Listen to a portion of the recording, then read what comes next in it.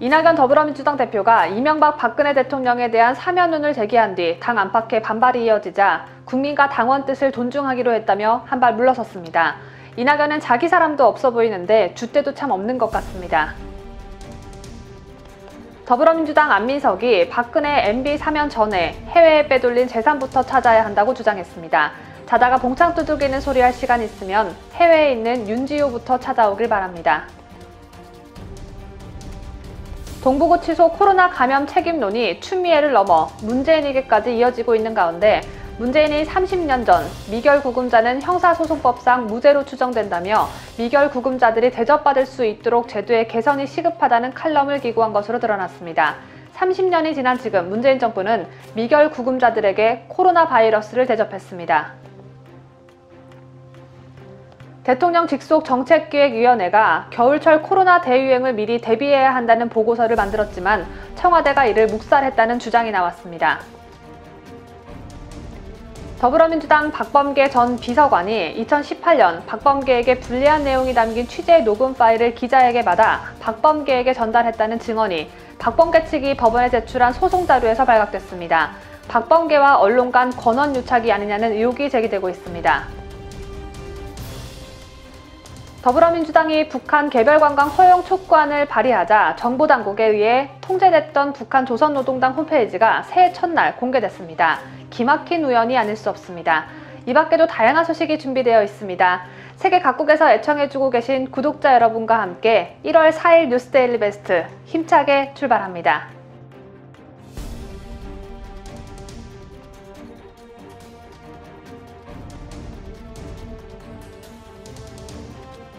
시청자 여러분, 신정연휴 잘 보내셨습니까? 뉴스데일리 베스트 민앵커입니다.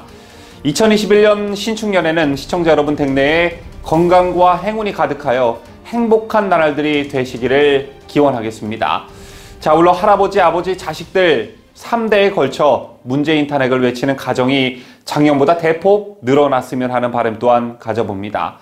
자, 그럼 2021년 신축년 뉴스데일리 베스트 첫 방송 시작합니다. 각 정당엔 선거 전문가가 많이 포진되어 있습니다. 민주당엔 대학교 총학선거 운동으로 시작해 평생 선거에만 몰두해온 사람들이 가득하죠. 바보야 문제는 경제야라는 슬로건으로 부시 대통령을 무너뜨린 클린턴의 선거 전문가 딕 모리스는 자신의 선거 전략을 첨예한 이슈를 선점해 상대를 분열시키고 지지자들을 결집시켜라 라고 했습니다. 아마도 지구상에서 이 전략을 가장 잘 구사해온 정당은 대한민국의 더불어민주당일 것입니다. 2002년 대선에서 민주당은 미군 장갑차 사고로 여중생들이 사망하자 교통사고를 대형 반미 정치 이슈로 만들어냈습니다. 어용방송들을 동원해 사기꾼 김대엽을 의인으로 만들기도 했었죠. 무엇보다 수도 이전 공약으로 불리했던 충청권에서 역전하기도 했고, 이후에도 무상급식, 반값 등록금 등 상대를 가르고 내 편을 모는 이슈들을 끊임없이 만들어내 선거판에 써먹어왔습니다. 자, 여러분 기억하다시피 지난 총선 때 민주당은 죽창가와 토착 왜곡 공격을 총선에 써먹을 궁리도 했습니다. 자, 이건 아예 문건이 유출된 바 있죠. 자, 그럼 민주당의 못된 버릇은 지들이 여당이 되고서도 고치지 못한 것 같습니다. 자, 올해 부산시장 보궐선거를 앞둔 민주당이 김해 신공항을 백지화하고 가덕도 신공항 건설을 밀어붙이고 있는 걸 순수한 지역발전의 차원이라고 보는 국민들은 아마도 안 계실 겁니다. 자, 이런 전력을 가지고 있는 민주당이 박원순, 오거돈의 못된 짓으로 치러지게 될 서울 부산 보선과 관련해 불리한 상황이 전개가 되자 결국 이명박 박근혜 대통령 사면카드를 꺼내들었습니다. 박근혜 대통령의 수감기간은 현재 3년 10개월로 역대 최장이고, 군사반란과 비자금 사건으로 2년여 수감됐던 전두환, 노태우 전 대통령의 거의 2배에 이릅니다. 이명박 대통령도 보석 후 자택 격리 기간 1년 7개월을 제외하고도 1년 3개월째 수감 중이죠. 이명박 대통령은 이미 징역 17년형이 확정된 바 있습니다. 작년 4월 총선을 앞두고도 여권에서 박근혜 대통령 사면론이 나왔었습니다. 박 대통령을 석방해주면 영남과 우파 진영이 친박 반박으로 쪼개져 선거에서 여당이 유리해질 거란 철저한 정치적 계산이 깔려 있었습니다. 자, 이번에도 4월 서울 부산시장 보궐선거를 앞두고 다시 보수 분열 전략을 쓰려 한다는 분석과 해석이 지배적입니다. 하지만 보수파를 분열시키기 전에 지들이 먼저 분열하는 상황을 맞게 됐죠. 이낙연 더불어민주당 대표가 이명박 박근혜 대통령에 대한 사면론을 제기한 뒤 당 안팎의 논란이 이어지자 어제 긴급 최고위원 간담회를 열어 국민과 당원 뜻을 존중하기로 했다며 한 발 물러섰습니다. 자, 그러면서 당사자 반성이 중요하다는 점도 덧붙였는데요. 자, 이건 김종인 국민의힘 위원장의 사과 발표에 이어 이명박 박근혜 대통령에게 사실상 백기투항하면 살려준다는 일종의 협박으로 들리는 건 비단 저뿐만은 아닐 것입니다. 김경수 경남도지사의 판결, 정경심 전 교수의 판결, 심지어 한명숙 전 총리에 대한 판결까지 끄집어내 억울하다는 논리를 들이대는 저들이 이명박 박근혜 대통령의 반성과 사과를 요구하는 것에 대해 여러분들은 어떻게 받아들이고 또 생각하고 계십니까? 지들 진영에 있는 인사들에 대한 법원의 불리한 판결에는 판사까지 잡아먹을 기세로 덤비면서 상대 진영의 억울함은 그저 적폐무리들의 몸부림으로밖에 보이지 않는단 말입니까? 니들이 억울하면 우리도 억울할 권리가 있는 겁니다. 박근혜 대통령은 오는 14일 대법원 제3고심에서 형이 확정될 가능성이 큽니다. 이렇게 되면 사면 요건이 성립되는 것이고 임기 5년 차인 문 정권도 사면할 수 있는 마지막 시기를 맞게 됩니다. 자, 이미 자신에 대한 판결을 노무현에 대한 정치보복으로 규정한 이명박 대통령, 자신에 대한 재판을 정치재판으로 규정하고 모든 재판 절차를 보이콧한 박근혜 대통령. 두 대통령 모두 국민께는 송구하다는 말씀을 남기셨지만 문재인 정권과 김명수 대법원장 체제의 사법부에 대해선 날을 세웠습니다. 그런 두 전직 대통령에게 반성과 사과라는 조건을 달고 사면을 운운하니 이게 협박이 아니고 무엇이겠습니까? 어차피 시간은 이명박 박근혜 대통령 편입니다. 두 분의 건강이 매우 우려스러운 상황이긴 하지만 이런 시간들이 한 달, 두 달 가다 보면 문재인 정권은 헌정사의 유례를 찾아볼 수 없는 전직 대통령들을 자신의 임기 내내 가둬놓은 잔인한 정권으로 국민들의 머릿속에 각인될 것입니다. 자, 결국 이 같은 무리수는 퇴임을 얼마 남겨두지 않은 문재인에게 부메랑이 되어 돌아가게 될 것입니다. 시청자 여러분, 진영 논리를 떠나 두 전직 대통령에 대한 법적 처벌은 이미 가혹하다고 할 만큼 충분히 내려졌습니다. 수감이 더 이상 장기화되는 것은 아무런 의미가 없을 뿐더러 인권적 차원에서도 바람직하지가 않습니다. 이명박 대통령은 올해 80세, 박근혜 대통령은 69세가 됩니다. 두 분 다 건강이 좋지 않고 더군다나 두 분이 수감된 서울 동부구치소에선 코로나 확진자가 쏟아지고 사망자까지 나왔습니다. 그럼에도 불구하고 두 분의 석방과 사면을 놓고 정치적 계산기만 두들겨대는 잔인한 자들만 정치권에 가득하니 이 얼마나 개탄스러운 일입니까? 여권은 물론 야권 정치인들에게도 촉구합니다. 정치적 이해 득실을 철저히 배제하고 오로지 두 전직 대통령들에 대한 인권적, 인도적, 더 나아가 인간적 측면에서 조건 없는 석방을 요구합니다. 동시에 정치적 계산을 앞세우는 쪽이 오히려 곧 있을 서울 부산시장 보선은 물론 다음 대선에서도 역풍을 맞게 될 것임을 명심하시기를 바라겠습니다. 물론 정치적 의도가 다분하고 또 당내 반발에 한 걸음 물러서긴 했지만 새해 벽두부터 이슈를 선점한 건 이낙연 더불어민주당 대표였습니다. 여권에게 비판적인 이슈, 이를테면 추미애 윤석열 갈등, 부동산 정책 등에 대한 관심은 조금 줄이고 대신에 야권에게 민감한 이슈, 사면에 대한 관심은 커지게 하는 효과를 노렸다고 볼 수 있는데요. 자, 그러자 얼마 전 이명박 박근혜 대통령에 대한 사과를 했던 김종인 국민의힘 대표가 뻘쭘해졌습니다. 이낙연의 사면론에 국민의힘 쪽에선 의원 개개인별로 SNS 등을 통해 개인 의견은 나오고 있으나 공식적인 당의 입장은 사흘째 침묵 중인데요. 김종인 위원장과 국민의힘의 속사정 강추천 기자가 보도합니다. 이낙연 더불어민주당 대표가 이명박 박근혜 두 전직 대통령 사면을 문재인에게 건의하겠다고 밝힌 데 대해 국민의힘은 사흘째 아무런 공식 입장을 내지 않고 침묵하고 있습니다. 누구보다 국민의힘에서 가장 속내가 복잡할 수밖에 없는 건 김종인 위원장으로 보입니다. 보름 전인 지난달 15일 두 전직 대통령 과오에 대해 대국민 사과를 한 만큼 여권에서 먼저 들고 나온 사면론을 적극적으로 반기기는 쉽지 않은 입장이 된 것인데요. 당내 반발에도 대국민 사과 등을 강행하며 중도로의 외연 확장을 꾀하는 상황에서 기다렸다는 듯이 사면을 찬성하고 나서면 모양새가 우습게 되기 때문입니다. 지도부의 신중 논의는 정치적 의도를 파악하기도 전에 섣불리 여당발 사면 프레임에 말려들지 않겠다는 의도도 깔려있는 것으로 보입니다. 사면론을 공개 제기한 이낙연 대표 등의 정치적 의도를 두고 여러 추측이 나오는 가운데 국민의힘에선 두 전직 대통령 사면을 빌미로 한명숙 전 국무총리 등 여권 정치인 사면에 나서려는 것이라는 주장까지 나옵니다. 조수진 국민의힘 의원은 자신의 페이스북에 두 전직 대통령 사면 언급이 한명숙 구하기란 걸 아는 사람은 다 안다. 각종 경제 지표 악화, 연내 공급이 물 건너간 코로나 백신 등으로 한명숙 성탄 사면이 물 건너가자 마음에도 없는 전직 대통령을 끌어들여 3.1절 특사로 운을 떼놓은 것이란 얘기라고 적었습니다.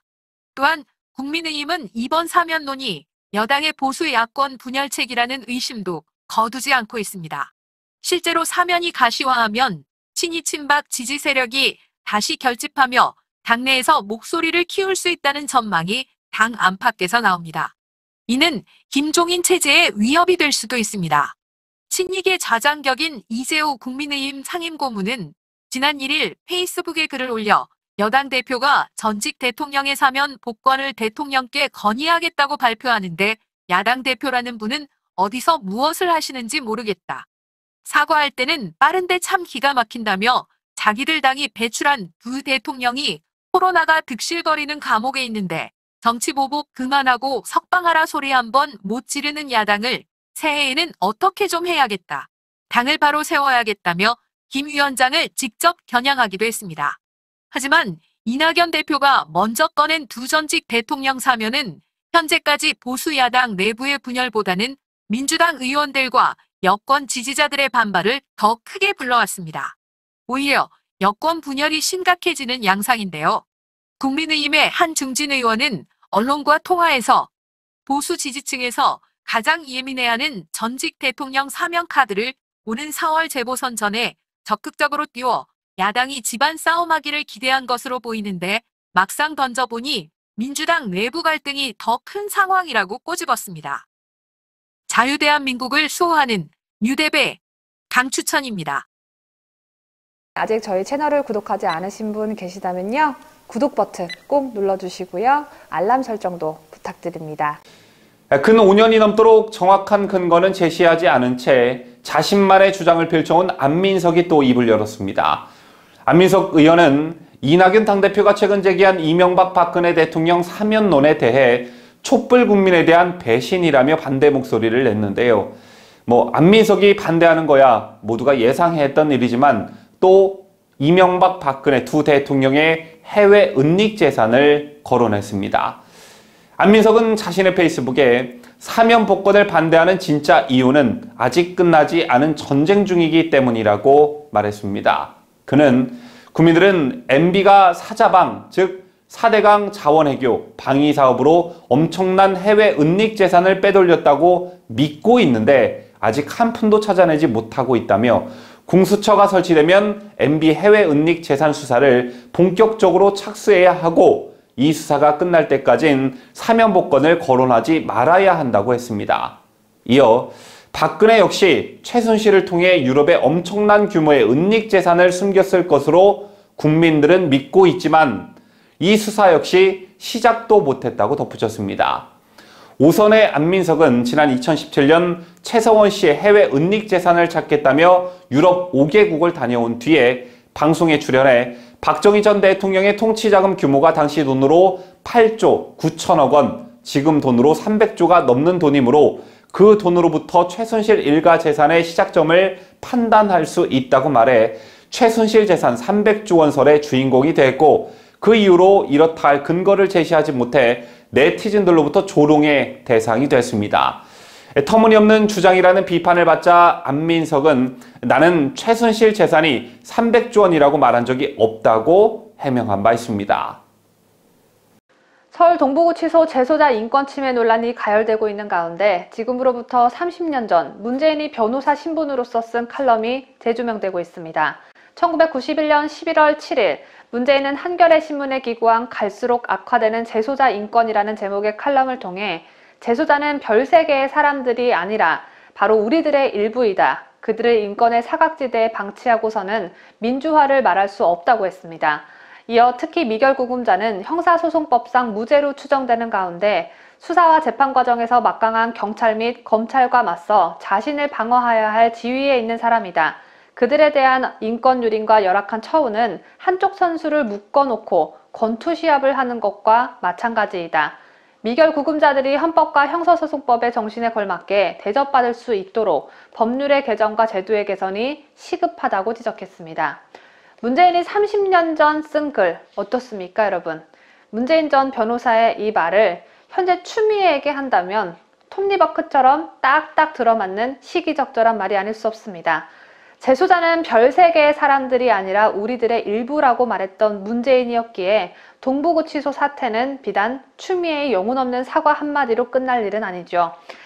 직무유기죄는 추미애뿐만 아니라 문재인에게도 함께 물어야 할 것입니다.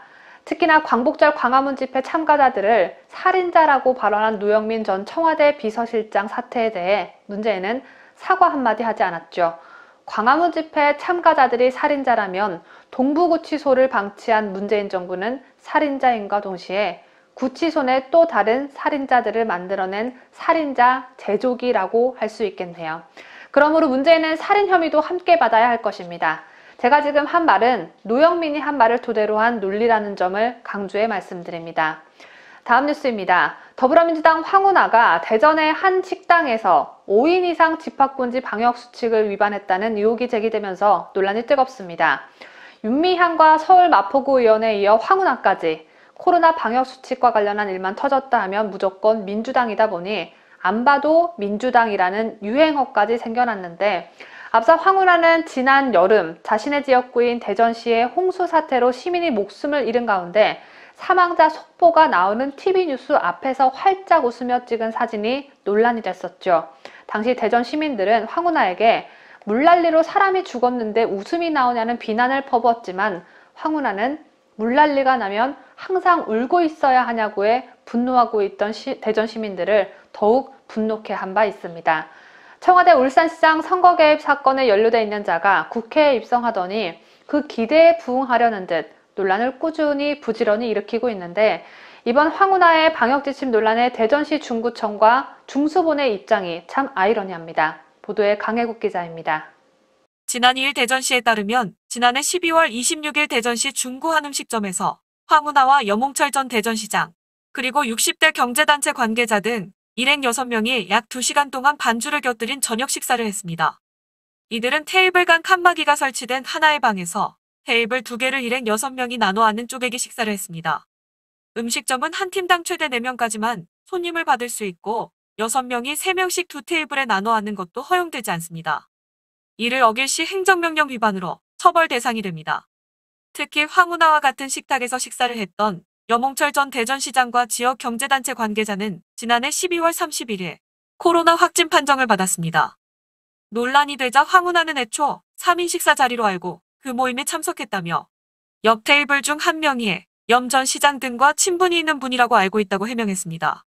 책임을 염 전 시장에게 뒤집어 씌우려는 태도가 돋보이는데 다음날 3일 황운하가 방문한 식당을 조사한 대전시 중구청 관계자는 두 팀이 왜 같은 방에 있었느냐는 문제가 안 된다며 한 방에 있더라도 칸막이로 구분돼 있고 각각 다른 팀이면 방역 지침을 어긴 건 아니다라고 말했습니다. 그러면서 이 관계자는 방에서 두 팀이 같이 술을 마셨는지 여부를 확인해 줄 수 없다. 그런 건 확인 안 된다. 방 안에는 CCTV가 없으니까라고 말했습니다. 아울러 어찌됐든 우리가 확인한 것은 그 식당이 방역 지침을 어겼는지인데 그 식당은 잘못 없는 걸로 밝혀진 것이라며 그 식당도 억울하게 된 것이라고 말했습니다. 애초에 황운하에 대해 조사할 생각이 없었던 중구청은 오로지 식당의 잘잘못 여부만 따진 것인데, 구청의 조사 결과대로라면 앞으로 우리 국민들 모두 5인 이상 식당에 가서 옆 테이블에 따로 앉고 다른 팀이라고 하면 되겠습니다. 이럴 거면 5인 이상 집합금지가 대체 무슨 소용이고 왜 필요한 건지 모르겠습니다.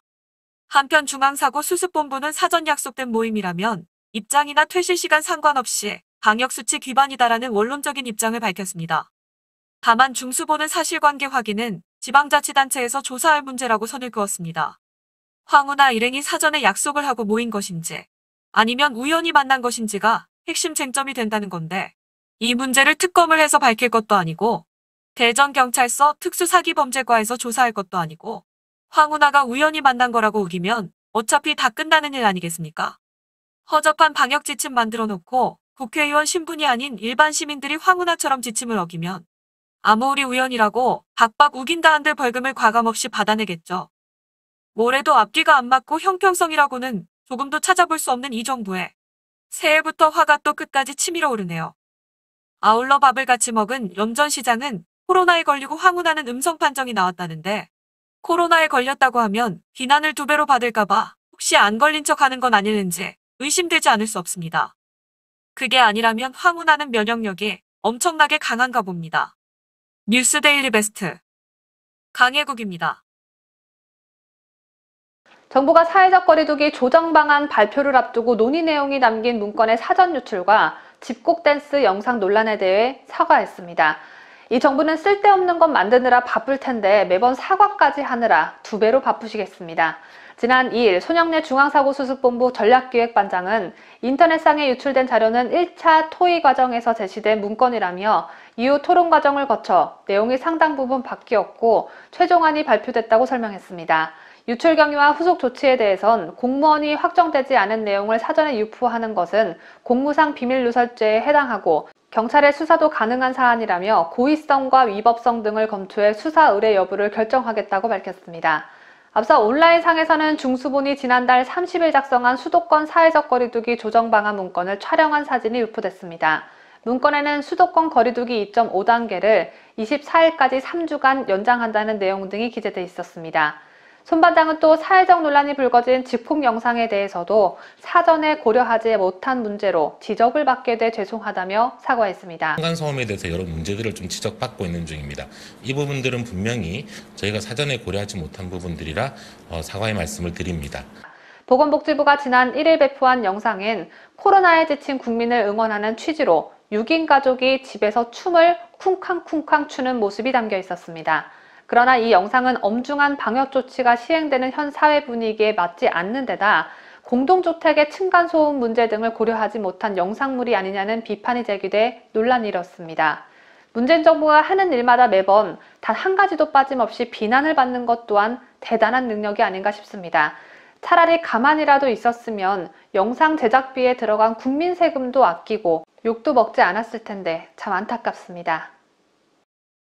코로나 백신과 관련해 정부 책임론이 부각이 되자 청와대가 내놓은 해명은 문재인이 지난 4월부터 충분한 확보를 지시했다였습니다. 그러면서 지난 4월 9일부터 12월 8일까지 코로나19 백신 치료제 개발 및 물량 확보를 위한 문재인의 지시 13건을 공개했는데요. 청와대의 이런 해명은 미국과 영국, 일본 등 다른 나라와 비교해 우리나라의 백신 확보 상황이 뒤처진 것을 두고 문재인의 책임론이 거론되는 데 대한 일종의 책임 면피로 보여졌는데요. 최근엔 서울 동부구치소 1000명대 집단 감염 사태와 관련해 책임론이 불거지자 이번에도 역시 청와대가 내놓은 해명은 문재인 대통령이 참모들과의 회의에서 여러 차례의 문제 해결을 지시했다였습니다. 이와 관련해 네티즌들은 문재인이 어떤 사안에 대해 명쾌하게 책임을 지는 꼴을 못 봤다며 비판 댓글이 줄을 이었습니다. 이런 와중에 대통령 직속 정책기획위원회가 코로나19와 관련해 겨울철 대유행을 미리 대비해야 한다는 보고서를 만들었으나 청와대가 이를 묵살했다는 주장이 나왔습니다. 보도에 강혜국 기자입니다. 대통령 직속 정책기획위원회 포용사회분과위원으로 활동 중인 김윤 서울대 의대 교수가 문재인 지시로 6개월에 걸쳐 코로나19 겨울철 대유행에 대비한 병상과 인력 동원 체계 보고서를 만들었는데도 청와대가 이를 묵살해버렸다고 폭로했습니다. 김윤 서울대 의대 교수는 지난 3일 서울신문과의 10년 인터뷰에서 청와대에서 우리 보고에 조금만 더 신경을 썼더라면 지금과 같은 혼란은 막을 수 있었을 것이라며 이같이 말했습니다. 김 교수의 말에 따르면 대구 경북에서 발생한 집단 감염을 겪으면서 코로나19 대응의 핵심인 병상과 인력 확보를 위한 실천 방안을 마련해달라는 문재인의 지시에 따라 보건의료 체계, 감염, 재난, 백신, 총괄 기획 등 5개 분과로 구성해 50에서 60명이 달라붙어 보고서를 만들었습니다. 이후 8월에 먼저 김현명 청와대 사회정책수석에게, 그 다음에 김상조 정책실장에게 보고했습니다. 하지만 김상조 실장은 시큰둥한 반응을 보이면서 잘 알았다. 대통령께 보고할 자리를 마련하도록 최선을 다하겠다고 했는데 그 뒤로 아무 소식이 없었다라고 김 교수는 밝혔는데요. 김 교수는 결국 보고서를 발간도 못하고 지금껏 묵혀만 놓고 있다. 정부 대응을 봐서는 대통령께 보고를 안 했을 것 같다며 당시 청와대에서 우리 보고에 더 신경 썼더라면 지금과 같은 혼란은 막을 수 있지 않았을까 싶어 많이 아쉽다고 말했습니다. 자유대한민국을 수호하는 뉴스데일리 베스트 강혜국입니다. 올해 실시된 첫 여론조사에서 윤석열 검찰총장의 대선 후보 선호도가 30% 넘게 나왔습니다. 제이와 동시에 문재인에 대한 국정수행 지지도가 34.1%로 조사가 됐는데요. 이 여론조사에 대한 부연 설명이 좀 필요합니다. 새해 첫날 나왔던 언론사들의 여론조사는 조사 시점이 지난해였지만 어제 나온 건 조사 시점이 새해 첫날인 1월 1일과 2일이었습니다. 이 조사 시점이 의미하는 바는 레임덕을 막기 위한 청와대와 여권의 몸부림이 국민들에게 전혀 먹혀들고 있지 않다는 겁니다. 청와대는 추미애 윤석열 갈등 국면을 마무리 짓기 위해 추미애 장관의 사표를 수리했고 윤석열 검찰총장이 업무에 복귀했을 때는 문재인이 직접 사과까지 했습니다. 물론 뜨뜻미지근한 사과였지만 말입니다. 어쨌든 곧이어 변창흠 국토부 장관 임명을 강행하며 주택가격 안정대책을 당부했고 지난달 30일에는 추미애 장관 후임으로 박범계 후보자를 지명했습니다. 또 곧바로 31일에는 유영민 비서실장 등 청와대 참모진을 교체하며 2020년을 마무리했는데요. 하지만 여론조사 결과에 따르면 이 같은 자구책들이 민심 악화를 막지 못하고 되려 하강 곡선을 그리고 있는 것입니다. 제2와는 반대로 리얼미터 조사에서 처음으로 윤석열 검찰총장 지지율이 30%대에 오르며 다른 후보들과 격차를 벌렸는데요. 이재명 지사 20.3%, 이낙연 대표 15%가 뒤를 이었습니다. 윤 총장과 이 지사 간 지지율 격차는 10%포인트를 넘어 오차범위 밖이었습니다. 제 같은 리얼미터 여론조사는 전화면접 조사가 아닌 자동응답 방식으로 이루어졌다고 하는데요. 일반적으로 전화면접보다는 자동응답 방식의 조사가 지지하는 정당과 후보를 솔직히 밝히고 무당층이라는 응답이 상대적으로 낮은 것으로 알려져 있습니다. 최근 정세균 총리는 자신도 대선주자 선호도 여론조사에서 자기 이름을 빼달라고 했다며 윤 총장도 직접 자신의 이름을 빼달라고 요청해야 한다고 밝힌 바 있는데요. 하지만 여론조사 업체들은 이미 윤 총장을 빼기에는 늦은 상황이라며 난색을 표하고 있고 선관위 또한 윤 총장을 넣고 빼는 건 관여 못한다는 입장을 나타낸 바 있습니다. 물론 시시각각 변화하는 여론조사 결과이지만 여권의 고민은 여기서 그치지 않습니다.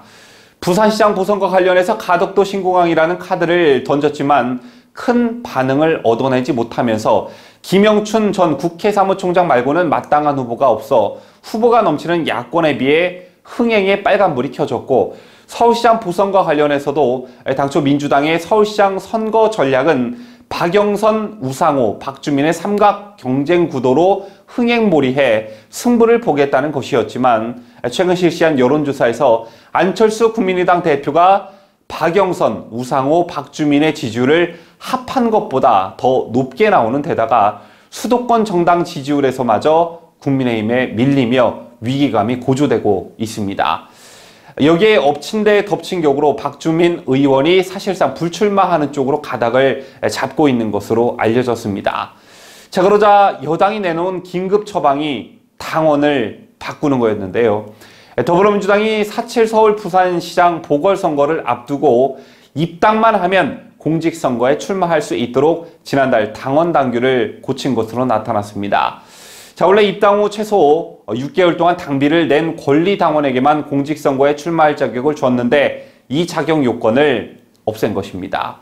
쟤를 두고 당 일부 의원들 사이에서는 제3의 서울시장 후보로 김동연 전 경제부총리 차출설이 거론되고 있습니다. 안철수 대표가 앞서 나가는 상황에서 중도층의 표를 얻을 수 있는 카드로 적절하다는 계산이 깔린 것으로 보여지는데요. 이와 관련해 김 전 부총리는 서울시장 차출설에 대해 일절 함구했습니다. 오히려 국민의힘 관계자는 김 전 부총리가 자신과 성향이 맞지도 않는 민주당에서 정치를 시작하겠냐라며 그가 만약에 정계에 입문한다면 야당으로 할 공산이 크다고 판단했습니다. 국민의힘 나경원 전 의원이 서울시장 보궐선거 출마 여부에 대해 더 깊이 고심하고 있다고 말했습니다. 나 전 의원은 이날 MBN 정갑의 집중 분석에 출연해 국민의당 안철수 후보의 지난 10년의 행보를 보면 과연 정말 아름다운 결과까지 갈 수 있을까 걱정이 많이 되는 부분이 있다면서 이같이 밝혔는데요. 나 전 의원은 당이 너무 안 후보에게 끌려가는 모습은 좋지 않다며 당의 경선 과정은 과정대로 하면서 결과적으로는 최종적으로 안 후보와 단일화할 수 있도록 하는 것이 맞다고 주장했습니다. 단일화 방안에 대해서는 마지막에 결국 100% 시민 경선을 해야 하는 것이 아닌가 생각한다라고 했고 안 대표의 입당 가능성에 대해서는 과거의 행보를 보면 안 들어올 것이라고 전망했습니다. 문재인이 개각을 단행할 때마다 두드러지는 특징이 있죠. 바로 현직 국회의원을 장관으로 기용한다는 것입니다. 제가 지난해 마지막 뉴스에서도 언급해드렸다시피 문재인은 국회의원을 장관으로 기용하는 경우뿐만 아니라 심지어 장관으로 썼던 사람을 청와대 비서실장으로 앉혀놓기까지 했습니다. 주변에 인재가 얼마나 없으면 돌려쓰고 바꿔쓰고 그러겠냐마는 지난해 30일 발표된 법무부 장관 후보자 박범계와 한정혜 환경부 장관 후보자까지 포함하면 문재인 정부 들어 현직 국회의원의 장관행은 모두 15번이나 됩니다. 이에 따라 현직 의원과 장관 겸직으로 인해 행정부를 향한 국회의 견제가 더 어려워지는 것 아니냐는 우려가 커지고 있습니다. 보도에 강추천 기자입니다. 지난해 31일 기준 문재인 정부 출범 후 현직 의원이 장관을 겸한 사례는 모두 13번입니다. 유은혜 사회부총리 겸 교육부 장관과 추미애는 20대 국회의원 시절 장관에 임명됐습니다. 이인영 통일부 장관과 전해철 행정안 전부 장관은 21대 국회에 입성한 지 1년도 채 안 돼 문재인에 의해 장관직을 겸하게 됐습니다. 정부 출범부터 최근까지 국토교통부 장관을 맡은 김현미 전 장관과 박영선 중소벤처기업부 장관도 마찬가지입니다. 여기에 이번에 개각 대상에 포함된 법무부 환경부 장관 후보자인 박범계 한정혜도 모두 현역 의원 신분이죠. 이들이 인사청문회를 거쳐 장관에 임명된다면 문재인 정부 들어 총 15명의 현역 의원 출신 장관이 배출됩니다. 국회는 법을 만드는 입법 기능 외에도 국정 전반을 살피는 등 행정부 견제 권한도 행사하는데 이렇게 의원 신분을 겸하는 장관이 많아진다면 행정부를 견제하는 국회의 칼날이 무뎌질 수밖에 없습니다. 신율 명지대학교 정치외교학과 교수는 대통령제는 입법, 행정, 사법 등 3권 분립에 의해 지탱되는데 현직 의원이 장관을 겸하게 되면 이러한 권력 분립에 금이 갈 수밖에 없다며 입법부가 행정부를 견제해야 하는데 이 역할이 제대로 이루어지지 않을 우려도 있는 것이라고 지적했습니다. 뉴스데일리 베스트 강추천입니다. 다음 소식입니다. 추미애의 후임으로 지명된 박범계 더불어민주당 의원, 박범계 의원의 차기 법무부 장관 지명 소식이 알려지자 우파 진영에서는 물론 비판의 목소리도 있었지만 환영하는 분위기도 감지됐는데요. 그 이유가 좀 웃겼습니다. 추미애가 여권의 몰락을 가져왔듯 박범계 또한 이것저것 사고를 치며 추미애 못지않은 엑스맨 역할을 할 것이라는 예측 때문이었는데 심지어 박범계를 가리켜 남자 추미애라는 별명까지 생겼습니다. 그런데 이 사람 인사청문회부터 가시밭길이 될 가능성이 커 보입니다. 박범계를 둘러싼 여러 가지 얘기들이 많지만 오늘은 잘 알려지지 않은 내용을 보도해드리도록 하겠습니다. 자, 이른바 박범계 권한유착 의혹인데요. 먼저 저희가 준비한 그래픽 자료를 보면서 이해하기 쉽게 설명해드리겠습니다. 2018년 9월 26일 당시 더불어민주당 대전시 의원이었던 김소연 전 위원장은 박범계 의원 측으로부터 지방선거 때 불법 자금을 강요받았다는 취지의 폭로를 했습니다. 김 전 위원장은 같은 해 11월 20일 금품 요구뿐 아니라 박범계 의원 측의 성희롱, 갑질 의혹도 추가 폭로했는데요. 2018년 11월 16일 대전 지역 방송 3사 기자들은 김소연 전 위원장을 취재하기 위해 대전시 의회에 위치한 김 전 위원장 사무실을 찾게 됩니다. 이 자리에서 김 전 위원장은 기자들에게 박범계 의원이 더불어민주당 당대표 경선을 앞두고 돈을 살포했다는 제보를 받은 사실을 언급했는데요. 문제는 이 이후에 발생하게 됩니다. 김소연 전 위원장의 말에 따르면 당시 기자들과 나눴던 대화 내용은 언론에 보도되지 않았고 대신에 박범계 의원 측이 이 녹취록을 법원에 증거로 제출했다고 하는데요. 그렇다면 이 녹취록은 어떻게 해서 박범계 의원 측이 입수하게 됐을까요? 박범계 법무부 장관 후보자의 전직 비서관인 박모 씨가 2018년 박범계 후보자에게 불리한 내용이 담긴 취재 녹음 파일을 기자에게 받아서 박범계 후보자에게 전달했다는 증언을 한 것으로 확인됐습니다. 이 증언은 박범계 후보자 측이 법원에 제출한 소송 자료에서 확인이 됐는데요. 이를 두고 박범계 후보자와 언론 간의 권한 유착이 아니냐는 의혹이 제기되고 있는 것입니다. 박범계가 비서관인 박 씨의 녹음 파일 입수 과정에 관여했을 가능성이 높다는 것입니다. 이와 관련해 김소연 전 위원장은 이렇게 말했습니다. 박범계 의원 측이 보도되지 않은 녹음 파일의 녹취록을 법원에 증거로 제출했다는 건 두 가지 가능성을 시사합니다. 하나는 박범계 의원 측의 요구나 강요로 방송사 3사 기자 중 한 명이 해당 녹음 파일을 박범계 의원 비서관 박 씨에게 제공했을 가능성입니다. 또 하나는 박범계 의원 측이 기자들을 사주해 저를 취재하도록 한 뒤 그 녹음 파일을 비서관 박 씨에게 건넸을 가능성입니다. 둘 다 권한 유착 가능성이 다분합니다. 북한 개별 관광을 허용하라는 안건이 국회에 등장했었죠. 그동안 제3국을 경유하는 형태였으나 이제 북한으로 직접 관광을 갈 수 있도록 문을 열어젖히라는 게 핵심 내용입니다. 이 안건엔 이낙연, 박범계, 남인순, 전해철, 우상호 의원 등 무려 123명의 더불어민주당계 정의당 국회의원들이 지난해 8월 13일 한반도 평화를 위한 북한 개별 관광 허용 촉구 결의안을 발의했습니다. 자, 그런데 새해 벽두부터 북한 관광 사이트가 노출되는 일이 벌어졌습니다.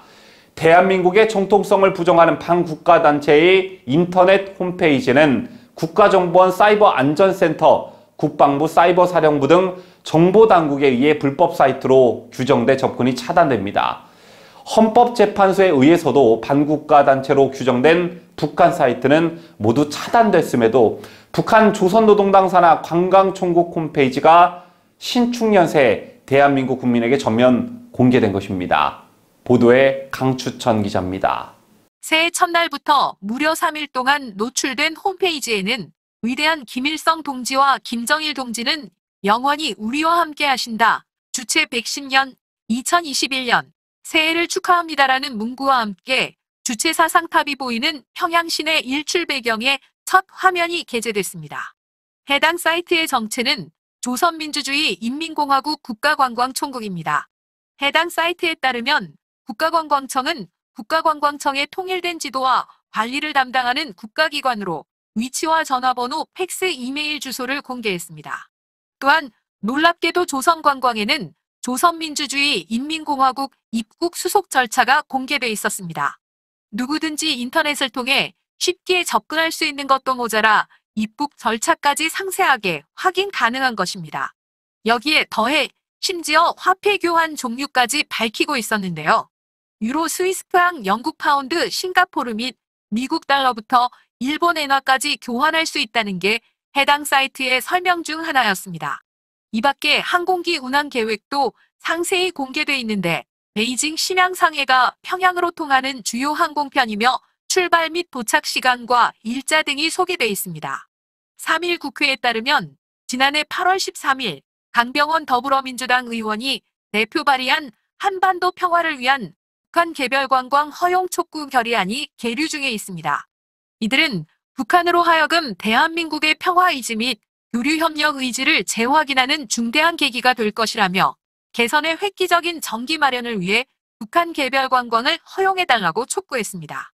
해당 안건 발의에는 이낙연 민주당 대표를 비롯해 박범계 민주당 의원, 남인순, 우상호, 윤영찬, 진선미, 황운하 의원과 전해철 의원 등이 이름을 올렸습니다. 자유대한민국을 수호하는 뉴대배 강추천입니다. 조국의 법무부 장관 인사청문회 당시 자녀 입시 비리만큼 논란이 됐던 조국 일가 소유의 웅동학원, 다들 기억하실 겁니다.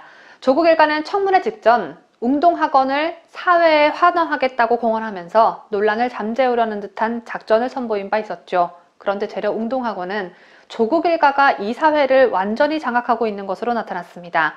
더욱이 웅동학원 이사회 내에서 거의 유일하게 제 목소리를 내왔던 김영갑 전 이사마저 작고하면서 조국 가족이 청문회 직전 공언했던 웅동학원의 사회 환원은 사실상 물 건너갔다는 평가가 나옵니다. 끝을 알 수 없는 조국 일가의 이중적 행태, 강혜국 기자가 보도합니다. 조국 인사청문회 때 유일하게 증인으로 참석했던 김영갑 전 웅동학원 이사가 지난해 9월 사망한 것이 뒤늦게 알려졌습니다. 향년 83세로 작고한 김 전 이사는 2019년 9월 열린 조국 당시 법무부 장관 후보자 인사청문회 때 여야가 합의해 채택한 증인 11명 중 유일하게 출석했습니다. 김 전 이사는 조국 전 장관 일가가 사실상 지배하는 웅동학원 산하, 경남 창원시 진해구의 웅동중학교와 관련해 쏟아진 각종 의혹에 대해 학교를 투명하게 운영했더라면 문제가 없었을 것이다. 웅동학원은 지역인들의 학교이지 개인 학교가 아니다. 조국 전 장관의 할아버지는 독립운동가가 아니다 같은 폭탄 발언을 쏟아내 조국을 당황케 한 바 있습니다. 김영갑 전 이사의 조국 일가에 대한 양심적이고도 솔직한 발언은 청문회 말고도 또 있었습니다. 지난해 3월 조국의 친동생 조건 전 웅동중학교 사무국장의 재판 때도 증인으로 출석한 김영갑 전 이사는 웅동학원 이사회에서 구렁이 담 넘어가는 것처럼 넘어갔다. 이렇게 공중폭파되는 일이 없었다면 학교의 문제들을 아무도 모르고 지나갔을 것이다라고 검찰에 진술했습니다. 이렇게 조국 일가를 당황케 하는 진술을 여러 차례 했던 김 전 이사는 웅동학원 이사장으로 있는 조국 엄마 박정숙 이사장과 마찰이 있었던 것으로 전해집니다. 웅동학원의 전 관계자는 박정숙 이사장과 김영갑 전 이사 사이에 의견 차이로 갈등이 좀 있었다며 김영갑 전 이사는 조국 전 장관의 부친이 계실 때부터 이사를 지내 학교에 대한 애착심에서 사학으로 남대 추후 공립화에는 굳이 반대하지 않는다는 입장이었다고 말했습니다. 공립화를 반대하지 않았던 웅동학원 이사장이 작고하고 여기에 더해 학교의 공립화를 주장해온 이모 전 이사도 이사진에서 사퇴한 것으로 알려졌습니다. 조국 인사청문회 와중에 검찰 조사를 받기도 한 이모 전 이사는 조국 전 장관의 부친인 조변현 씨와는 먼 친척뻘 되는데 살아계실 때부터 학교에 관심을 가져 달라는 부탁을 받았다라며 나는 처음부터 끝까지 공립화를 주장했다고 말했습니다. 공립화를 바랬던 두 이사장의 교체로 인해 오히려 조국 일가의 이사회 장악력만 더 커진 상태가 됐습니다. 김영갑 전 이사의 작고로 결혼이 된 이사 자리에는 지난해 9월 이완호 현 웅동중학교 교장이 신임이사로 선임됐습니다. 같은 날 조국 엄마가 직접 추천한 부산의 한 철강업체 대표 박모 씨도 신임이사로 진입했습니다. 웅동중학교가 공개한 2020년 10월 기준 임원 명단을 보면 조국 부인인 정경심 또한 웅동학원 이사로 여전히 등재돼 있습니다. 2019년 8월 조국 엄마는 저와 제 며느리는 이사직에서 물러날 것이라는 입장문을 낸 바 있는데 조국이 거짓말을 뻔뻔스럽게 잘하는 이유가 엄마한테 배워서인가 봅니다. 경남교육청 학교지원과의 한 관계자는 정경심 이사장이 항소심을 거쳐 형이 확정되면 결격 사유가 돼 자동으로 이사직을 박탈당한다며 웅동학원 사회 환원과 관련해 특별히 진행 중인 사항은 없다고 밝혔습니다. 정경심이 현재 깜빵 신세를 지고 있지만 추후 있을 항소심 판결이 날 때까지는 이사장 신분이 유지될 거란 얘기입니다. 신임 웅동학원 이사로 선임된 이완호 웅동중학교 교장은 사회 환원은 이사장과 이사회가 결정할 부분으로 상세히 말할 입장이 못 된다고 말했습니다. 차라리 환원 안 할 거라고 환원하기 싫다고 말한다면 속이라도 시원하겠습니다. 조국 입장에선 법무부 장관도 고작 한 달밖에 못하고 부인도 구속됐는데 웅동학원까지 사회에 환원한다면 억울하게 하겠죠. 하지만 저 같으면 뱉은 말이 민망해서라도 웅동학원 공립화를 진작에 했을 것 같은데 역시 저는 조국처럼 뻔뻔한 인물이 못 되나 봅니다. 뉴스데일리 베스트 강혜국입니다.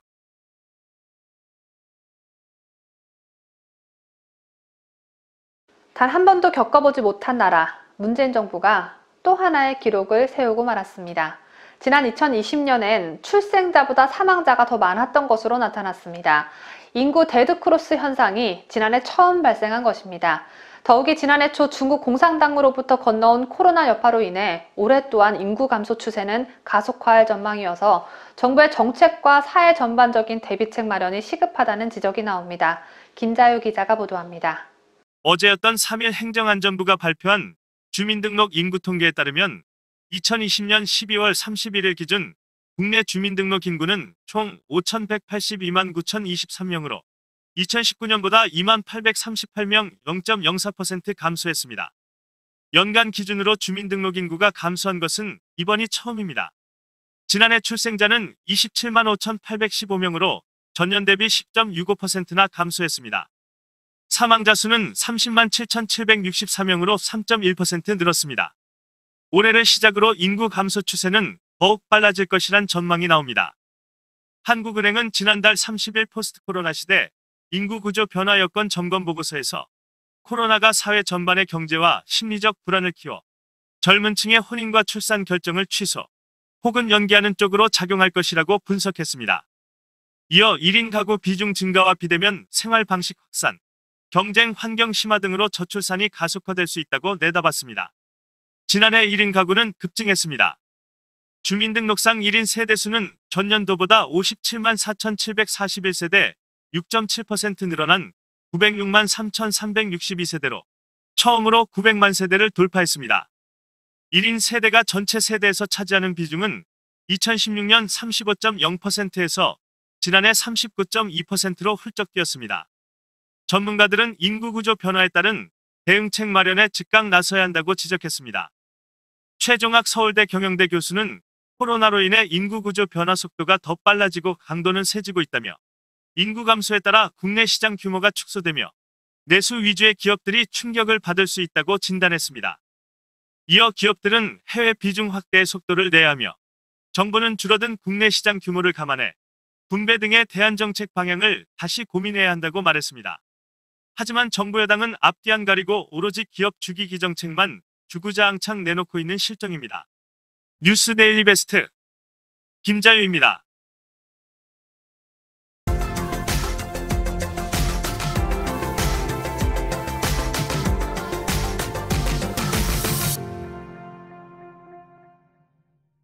이상으로 저희가 준비한 뉴스를 모두 마치도록 하겠습니다. 새해를 시작하면서 1월 한 달 준비 기간을 가지고 2월 초 설 연휴가 끝남과 동시에 약간의 개편 및 변화를 주려고 계획 중인데요. 1월 한 달 동안 저희 데일리베스트에 바라는 점 등이 있으신 분들은 채팅창이나 댓글 또는 이메일로 보내주시면 적극 반영토록 하겠습니다. 지금까지 저는 뉴스 데일리베스트 민앵커였고요. 저는 내일 더 알찬 소식을 가지고 이 자리에서 여러분들을 기다리고 있겠습니다. 끝까지 시청해주신 여러분 대단히 감사합니다.